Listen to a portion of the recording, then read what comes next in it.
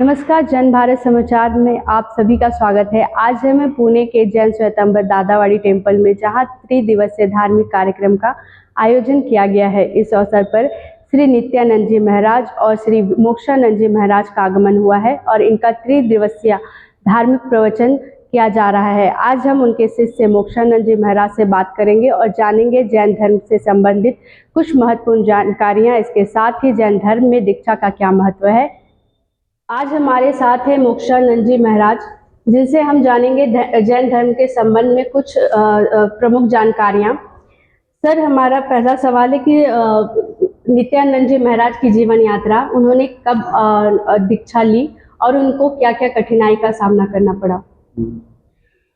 भगवान महावीर स्वामी की श्रमण परंपरा में अनेक गुरु भगवंत हुए हैं और उसमें हमारे पंजाब देशोद्धारक परम पूज्य आचार्य भगवंत श्रीमद विजयानंद जी महाराज साहब, उनके पट्टधर पंजाब के श्री जैनाचार्य श्रीमद विजय वल्लभ जी महाराज साहब और उनके पट्टधर शांत तपोमूर्ति जैनाचार्य श्रीमद विजय समुद्र जी महाराज साहब हुए। और समुद्र जी महाराज साहब के कर कमलों से आज से 58 वर्ष पूर्व एक पूरे परिवार ने जैन दीक्षा को अंगीकार किया और उसमें सबसे बाल रूप में बाल्यावस्था में हमारे पूज्य गुरु जी गच्छाधिपति आचार्य भगवान श्रीमद विजय नित्यानंद जी महाराज साहब ने, उन्होंने भी दीक्षा को स्वीकार किया था। उस समय गुरुदेव की उम्र मात्र 9.25 वर्ष की थी। आप माता पिता, तीनों भाई और पिताजी के अंकल, परिवार के 6 सदस्यों ने एक साथ एक ही मुहूर्त में उत्तर प्रदेश के बड़ौत नगर में दीक्षा को अंगीकार किया था और आज 58 वर्षों से अपने संयम जीवन का पालन करते हुए, वह पद विहार करते हुए देश, धर्म, संघ, समाज की सेवा कर रहे हैं। अपने स्व पर आत्मा के कल्याण के लिए वो उपदेश देते हैं।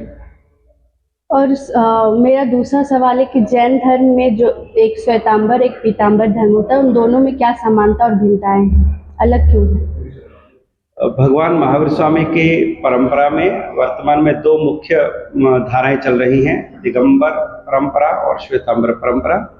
मूल रूप से दोनों ही परमात्मा के द्वारा प्ररूपित निरूपित महाव्रतों का पालन करते हुए, व्रतों नियमों का पालन करते हुए और मोक्ष की आराधना के लिए आगे बढ़ रहे हैं। भगवान महावीर की जो देशना है उसके अनुसार आत्मा को कर्मों से मुक्त करना, आत्मा की विशुद्धि करना और आत्मा में रहे हुए परमात्मा तत्व को प्रकट करना, यही परमात्मा का जो मोक्ष मार्ग है। और उसके लिए दिगंबर परंपरा और श्वेतांबर परंपरा दोनों ही उस पर जो है वो चल रहे हैं। दिगंबर परंपरा के अंदर में दिशाओं को ही वस्त्र रूप में स्वीकार किया गया, इसलिए वो नग्न अवस्था के अंदर में उनके जो मुनि भगवंत होते हैं वो विचरण करते हैं। लेकिन श्वेतांबर परंपरा में वस्त्रों को भी स्वीकार किया गया है, तो वो वस्त्र के साथ में अल्प वस्त्र के साथ में वह धर्म की आराधना करते हैं और संयम जीवन की साधना करते हैं। और मुख्य रूप से कुछ हमारे जो बेसिक मूलभूत नियम है वो सभी समान हैं। हमारा महामंत्र नवकार समान है, हमारे महाव्रत समान हैं, 24 तीर्थंकर हमारे सभी समान हैं, हमारी जो कल्याण भूमियाँ हैं तीर्थंकरों की वो भी समान हैं। बाकी कुछ हमारे जो साधु जीवन के आचार विचार हैं उनमें कहीं कहीं कुछ भिन्नता है।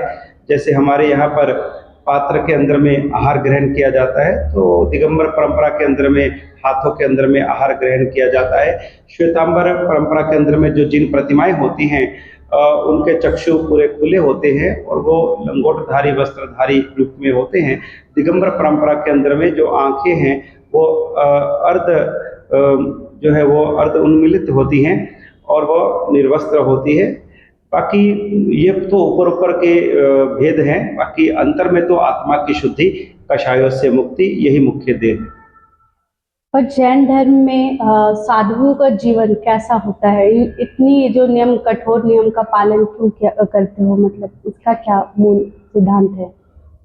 जैन धर्म मुख्यतः तप और त्याग के नींव पर खड़ा है और भौतिक सामग्री, भौतिक संसाधन और उनके साथ में जो हमारा आसक्ति, मोह, मूर्छा और राग जुड़ जाता है, तो वो हमारे जन्म और मरण को बढ़ाने वाला हो जाता है।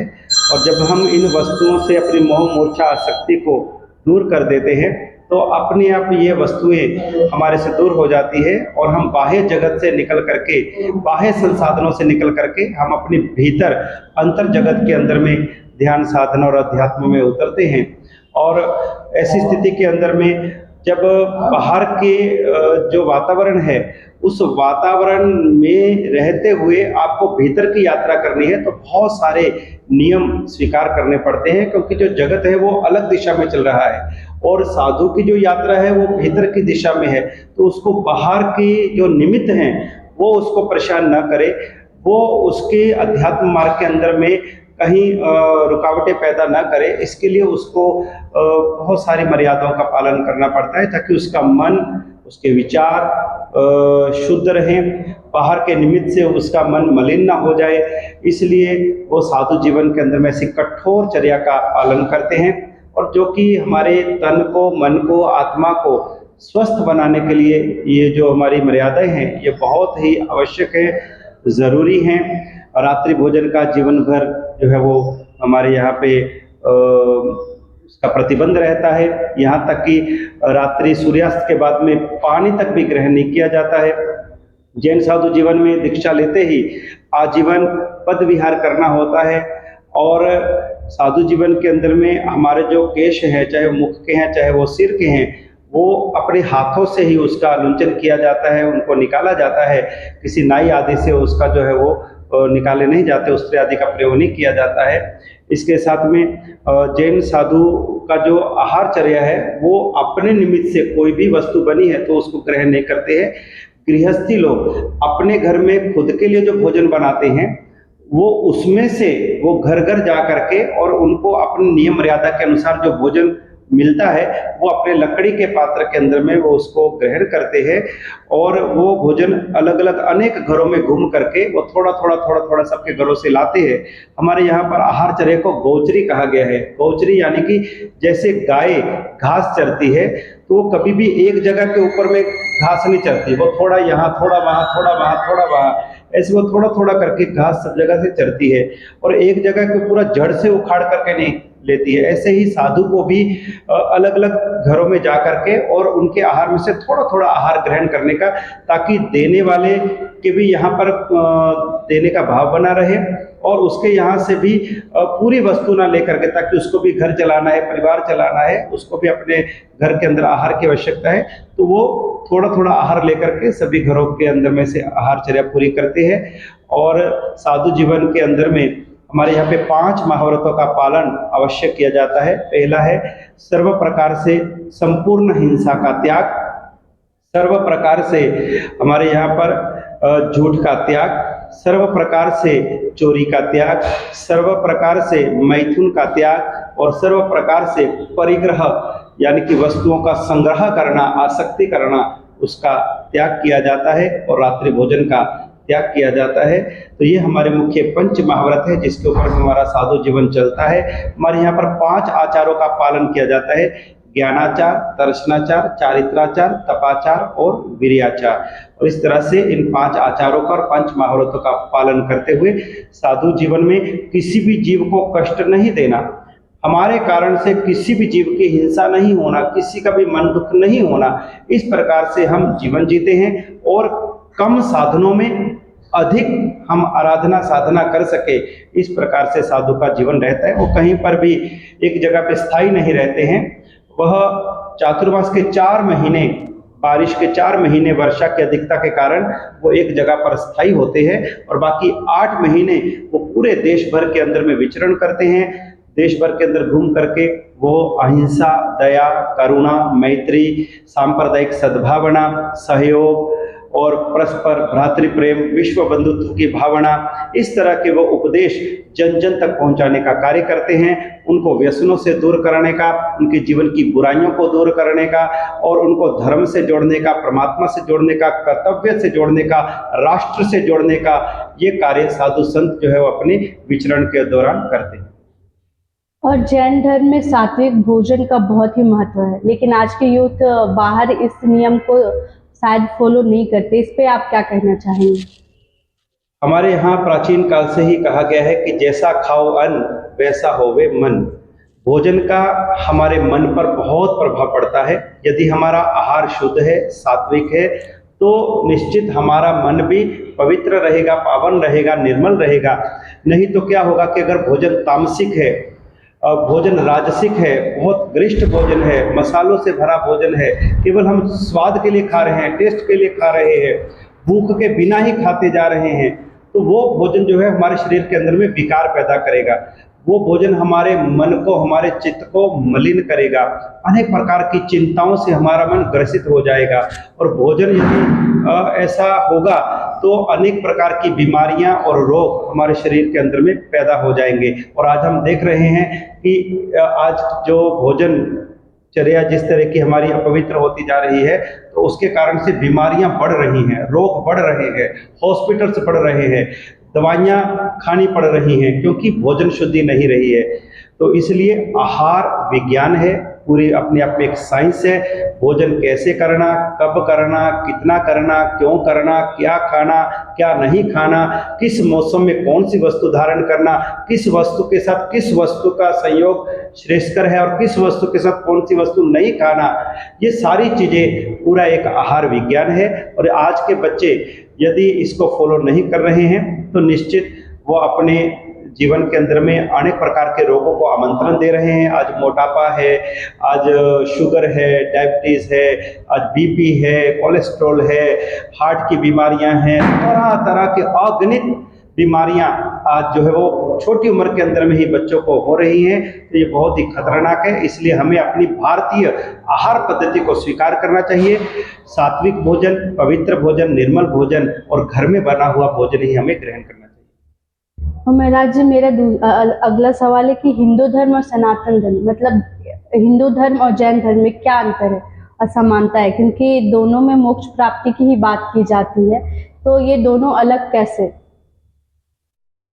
भारत देश और उस भारत देश की दो प्राचीन धाराएं हैं, श्रमण धारा और वैदिक धारा। दोनों ही भारत की मूल धाराएं रही हैं, प्रारंभ से ही रही हैं। हम भारत के जब नामकरण की बात करते हैं तो भारत देश का नाम भगवान ऋषभदेव के पुत्र भरत के नाम से इस देश का नाम भारत पड़ा। और हम गंगा को भगीरथी कहते हैं, तो ऋषभदेव भगवान के पौत्र थे भगीरथी। तो इसलिए चाहे वो वैदिक धारा हो, चाहे वो जैन धारा हो, दोनों ही भारत की प्राचीन, सनातन और पुरातन धाराएं हैं।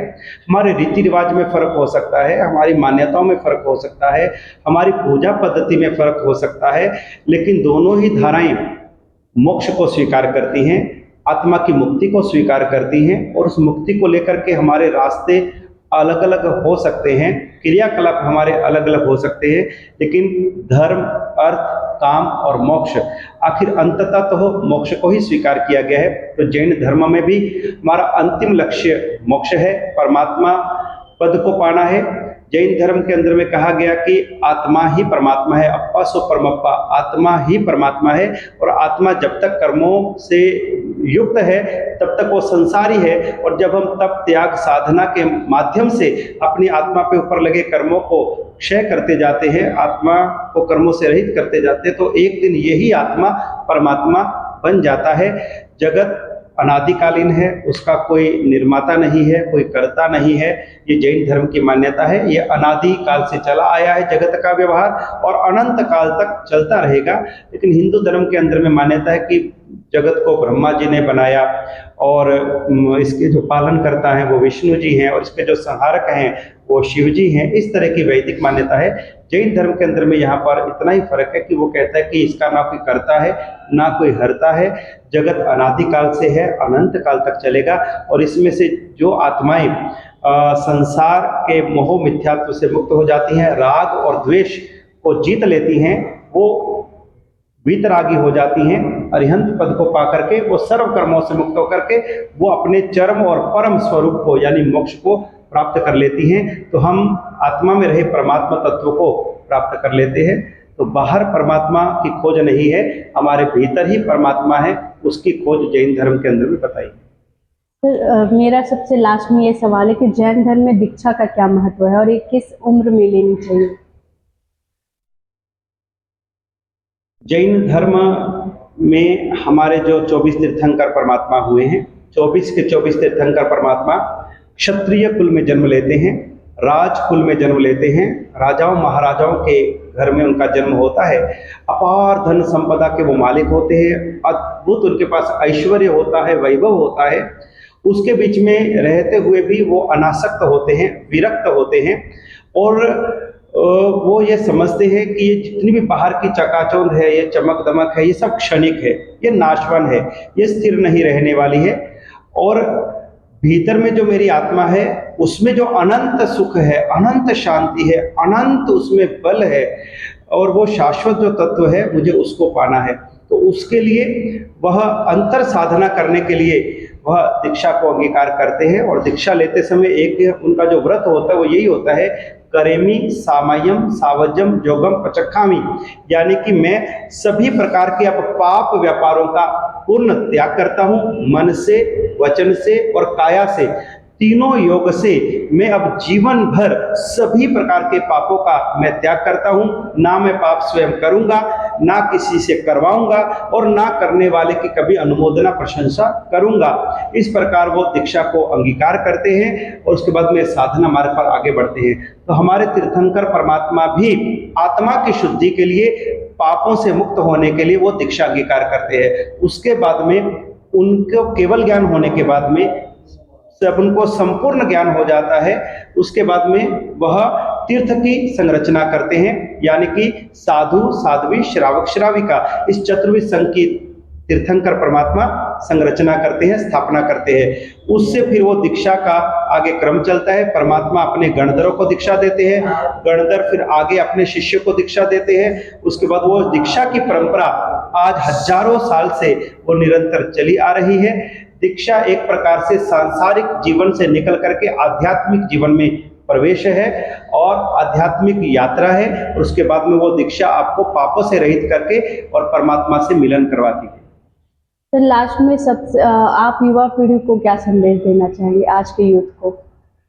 आज की युवा पीढ़ी को पाश्चात्य संस्कृति के प्रवाह में नहीं बहना चाहिए।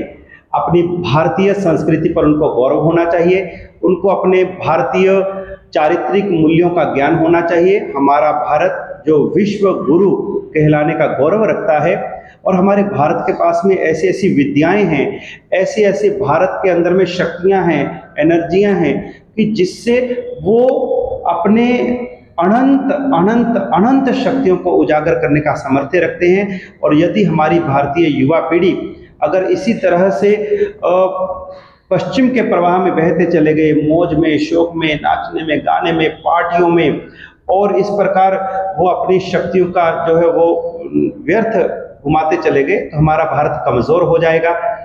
वापस हमारा भारत गुलामी की जंजीरों में जकड़ा जाएगा।